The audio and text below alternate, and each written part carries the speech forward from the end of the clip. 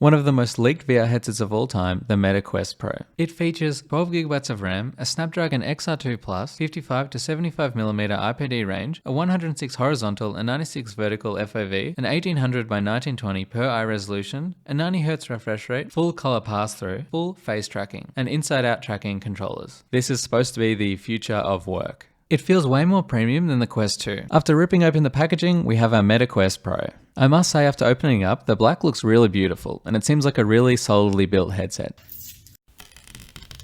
It comes with a headset, the controllers, a dock, a power adapter and 2 charging cables, side light blockers, a cover for the front of the headset, a microfiber cloth, and finally styluses for the bottom of the controllers. When putting it on your head, it just feels like it's floating. I use the Quest 2 with a halo strap, but this implementation also works. I will say, taking the headset on and off is a bit of a pain. On my Quest 2 halo strap, you could bend this joint so it would come off easier and be in the same position. On the Quest Pro, you have to loosen it and put it on each time. It's a bit annoying, to be honest. That said, you can just slide it on. I couldn't adjust the up and down angle like I could on my Quest 2. It almost feels like it's not on your head when you're wearing it, especially when compared to the Quest 2. Quest Pro controllers are 14 grams heavier from my measurements, and the headset is 306 grams heavier. The pancake lenses make a massive difference to the size of the headset. It makes for a much sleeker design. The power and volume buttons are on the side. There's also 2 audio jacks on each side. There was just this dangling cable here. You can also detach the back and front padding. The cover goes onto the front nicely. I'm never going to use it again. The resolution is higher than the Quest 2, but it just seems the exact same. I'm extremely disappointed with the resolution. It feels like the one thing holding this headset back. As soon as I put it on, it did look clearer and the FOV is noticeably higher. It's still not an enjoyable experience reading text though. As it stands, the text is just too pixelated and the tracking isn't good enough to keep your monitors in the same position. To me, it isn't nearly good enough to replace a monitor screen. The new pancake lenses are incredible. The sweet spot is amazing. It's a lot clearer than my Quest 2. On the Quest 2, it felt like your eyes had to be in the exact center of the lenses for it to be clear and not give you a headache. The Quest Pro also has no gold rays. The lenses are a big step up. They just look incredible. They even look cooler, especially compared to the Quest 2 lenses. In the settings, it will show you your exact IPD. It's super easy to adjust by moving the lenses. I was using 63 on my Quest 2 for over 1000 hours, and when it told me my IPD was 61 and I moved it, the vision just clicked. It felt a lot less straining on my eyes. There's also a slider at the top that adjusts the space between the screen and your eyes. The setup kept telling me to move it more to the left, but the dial wouldn't move anymore. It'll guide you to the correct settings if you launch a game that uses face tracking. Okay, so I'm testing the mouth and eye tracking on the Quest Pro. If I open my mouth really wide,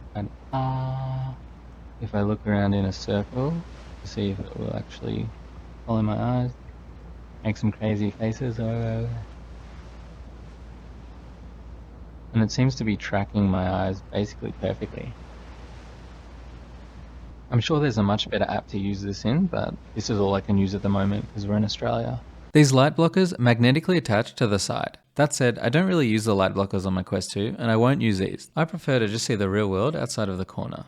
The speakers did sound a lot better than the Quest 2. The spatial audio really made it feel like the audio is playing rather than coming from speakers. One of the significant things that I think about as this mission comes to a close, having your crew leave is such a big event. The software is identical to Quest 2. Being Australian, I feel like a second-class user. Half the updates don't even come here. For example, I still can't download Horizon Worlds. I will say it did feel a lot smoother than the Quest 2, and it was less laggy. It was also silent and stayed very cool when I was playing Bone Lab. My Quest 2 fans would start up and start getting really hot. The full color pass-through is just bearable. I can't recommend this headset if you want to do AR. The tracking just isn't strong enough. Everything moves slightly and items don't lock into the position you put them in. The potential is there, but we are many updates away. The color really does lag behind. I know Meta will slowly fix this with each update. I just keep coming back to the issue that the resolution is holding the headset back. You can still see the normal artifacting that you could on the Quest 2. Games seem to run a lot better on the Quest Pro with the updated processor.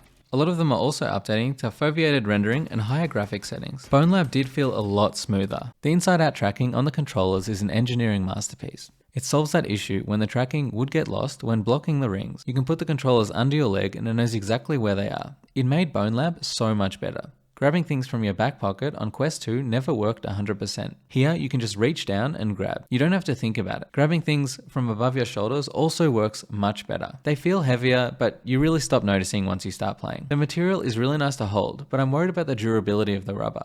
My Quest 2 controllers look identical to when they were new. I hope these controllers will last as long. By twisting, you can pull out the leashes and put in a stylet. It was actually really cool being able to write with them. I really noticed the difference. I must say the tracking works really well. You can draw fairly accurately. It opens up the Pandora's box for creatives. I am concerned about the controllers when I play for a really long time. The Quest 2 controllers just lasted forever. From my initial testing, the battery life lasted long enough where you wouldn't have to worry about charging the controllers. I got about 7 hours of battery life out of them. The dock is a great addition for charging. The vibration on the controllers is noticeably better. You can really feel it throughout the controller when playing games. I'm also boggled they didn't use straps for the controllers like the Index and what most people do to their Quest 2. Knuckle straps would work so much better than the leashes they put on the bottom. I also found it kind of annoying putting things on the dock. I found they didn't really snap into place. I had to fidget with them a lot, but maybe this is just something I will get used to with time. The headset's battery lasts about 1.5 to 2 hours. I'm really enjoying my Quest Pro so far, but I'm just really disappointed with the resolution. I will get a better idea when I make my full review after 100 plus hours in the headset.